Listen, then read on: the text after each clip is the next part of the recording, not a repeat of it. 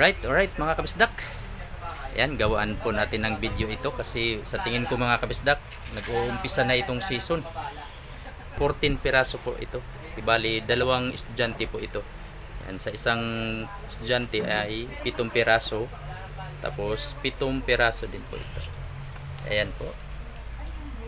Yan po yung school, Arellano University. Nagsample na po kami sa kanila ng tagi-isa sila.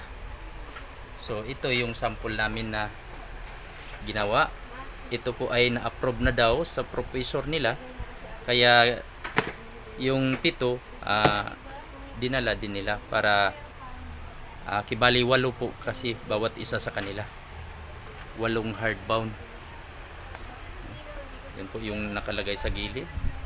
Initial ang pangalan, tapos title nila sa gitna, tapos EU, yan, Arellano University nakatayo at saka 2026 nakatayo din. Sa harapan naman hindi gaano maraming sulat, no. Yan si Garnex nagkutaw na sa glue para kailangan talaga mix yung glue natin tama sa timpla.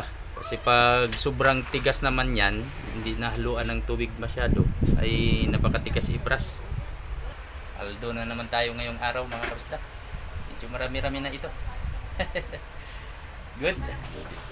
Masimbol siya diyan. Tapos ako dito kabila kasi para matapos ka agad kasi burbahan na ng professor.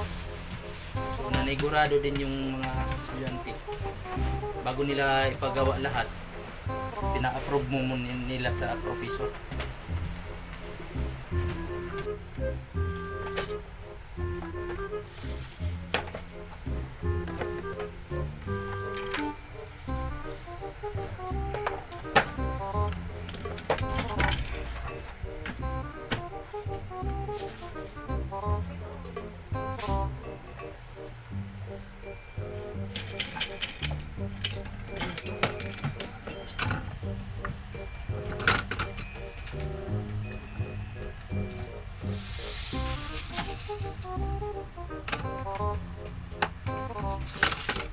So ito na mga kabisdak, natapos na po namin itong 14 na cover.